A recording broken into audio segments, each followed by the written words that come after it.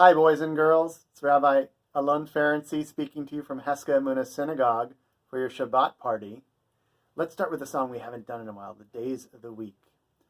Yom Rishon Avodah, that means Monday we work, so you can make gestures like sawing, or maybe hammering, or sweating.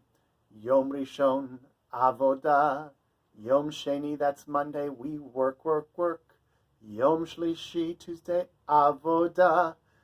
Avodah. Yom Revi'i, the fourth day, which is Wednesday.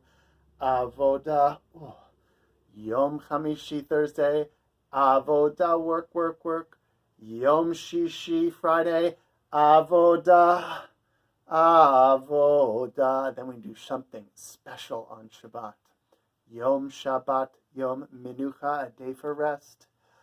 Yom Shabbat, Yom Menucha. Yom Shabbat, Yom Menucha, Menucha. Those are the days of the week. Now let's do something, the old favorite of Bim Bam. Get your Bim Bam hands ready. Bim, Bam, Bim, Bim, Bim, Bam. Bim, Bim, Bim, Bim, Bim, Bam. Chitty, bitty, bitty, Bim. Bam, Bim, Bim, Bim, Bam. Bim, Bim, Bim, Bim, Bim, Bam. Shabbat Shalom, hey! Shabbat Shalom, hey! Shabbat, Shabbat, Shabbat, Shabbat Shalom. Shabbat Shalom, hey! Shabbat Shalom, hey! Shabbat, Shabbat, Shabbat, Shabbat Shalom. Shabbat, Shabbat, Shabbat, Shabbat Shalom. Shabbat, Shabbat, Shabbat, Shabbat Shalom. Shabbat Shalom, hey! Shabbat Shalom. Shabbat, Shalom. Guys ready for a book? This is called What a Way to Start a New Year. I meant to do that. What a Way to Start a New Year, a Rosh Hashanah story by Jacqueline Jules, illustrated by Judy Stead. It was almost Rosh Hashanah. But we weren't getting ready for the holiday. We're eating pizza in our new house, sitting on packing boxes. How can we have Rosh Hashanah here without the Kaplans, I complained. Daddy agreed. I'll miss Mrs. Kaplan's honey cake. My father wasn't Jewish, but he loved celebrating the holidays, especially with our old neighbors, the Kaplans. Their daughter, Lily, was my best friend. Why can't we go back to Greenville, my little brother Harry asked. Mrs. Kaplan invited us. Good idea, Mom said. I'll ask her. The next morning, we piled into the car. Dad said he'd join us later. Greenville was only 2 hours away. Harry pinched his nose. Marcus smells bad. He does, I agreed. Oh, no. Mom grabbed Marcus from his car seat. I think that's Marcus. Let me change his diaper. I'll be quick. Harry ran after Mom. I forgot my special pillow. A few minutes later, Mom came out of the house with Marcus in her arms and Harry behind her. Bang! The front door slammed shut. Mom grabbed the doorknob. My keys! The house was locked with Mom's keys inside. What a way to start a new year, Mom said, sitting down on the steps. We called Dad. He came home from work and used his key to open the door. Then we all left the house together. I couldn't wait. In Greenville, we had friends. In Greenville, we didn't get lost on the way to the grocery store.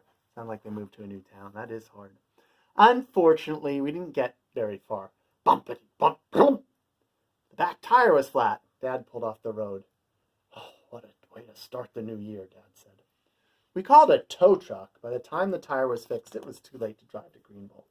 So we went back home to our packing boxes.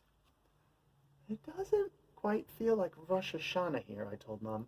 We don't even have a round challah. That's the special breads. The challah you have for Rosh Hashanah are round for the new year. Harry opened the refrigerator and reached for a bottle of grape juice. Careful, Mom warned, but it was too late. The bottle slipped out of Harry's hand. Grape juice spilled all over the floor. Oh, I know that feeling. Gets sticky. We heard Dad hang up the telephone. I just talked to Alan Levine from my office. He invited us to join him at the Temple Shalom. He thinks we'll enjoy the services, Dad said. We'll eat when we get home, Mom said. I have leftover pizza. No brisket? No honey cake, Harry asked. What a way to start a new year, I grumbled. When we got to the synagogue, Dad introduced us to Mr. Levine. He had white hair and a big smile. Happy New Year, he greeted us. Shana Tova. We sat down just as the cantor began singing. It sounds like Greenville, Harry whispered. He was right. The songs and prayers sounded just like they did in our synagogue in Greenville, but the people weren't the same. I didn't recognize a single face. After services, Mr. Levine came up to us in the lobby. I'd like you to meet my wife, he said. A white-haired woman held out her hand to Mom. Do you have plans for dinner? Harry crossed his arms and pouted. Leftover pizza. Mrs. Levine smiled. Why don't you come to our house? Are you having brisket? Harry asked. Mrs. Levine nodded. Okay, Harry said. Everybody laughed. Harry was satisfied, but I wasn't. One look at Mr. and Mrs. Levine's white hair told me there wouldn't be any kids at dinner. Rosh Hashanah would be boring, even if the food was good. Then a boy about Harry's size came up and tugged on Mr. Levine's hand. Grandpa, can we leave now? I'm hungry. Yes, said Mr. Levine. But first meet our new friends, Dina and Harry. I'm Michael, the boy said. And I'm Maya. A girl my size came up beside us. There was a large table in the Levine's dining room. Harry and I sat at one end with Maya and Michael. We ate round challah, brisket, and all the Rosh Hashanah foods we loved. Except there was no honey cake. My family likes apple cake better, Maya said. Try a piece. Yummy, Harry said, taking a bite. Dad agreed. I nodded my head. What a wonderful way to start a new year. That's a wonderful story. Sometimes it's very hard to be in a new place, but we do make new friends, and we get to meet new people. And I want to teach you something from the Torah this week. There's a wonderful piece in the Torah this week about songs, and the way that songs, like the songs we sing, like the songs you sing in school, can teach us important lessons. That songs are a magical way to teach us how to be healthy and safe and kind in the world, and they give us delight, and sometimes they touch our hearts and make us just a little sad, and let us think about the important things in life. And the Torah is about to teach us a very special song, which we get to hear next week in synagogues. So I want you to think all the times you sing this week and in the weeks to come between now and Rosh Hashanah and even beyond about the special ways that songs make you feel. The Torah knew about that too.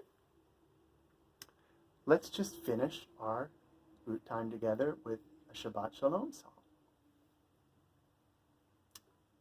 There's someone at the door. Who is it?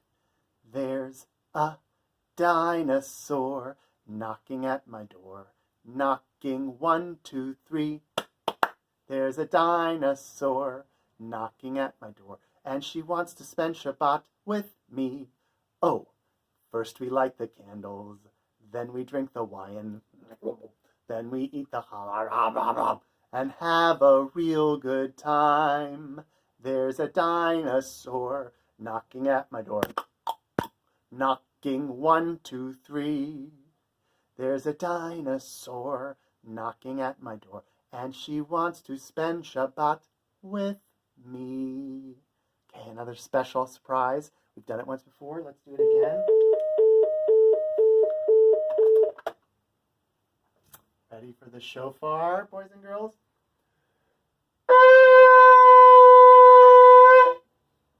Have a wonderful Shabbat, and I'll see you soon for Rosh Hashanah. Bye, everybody.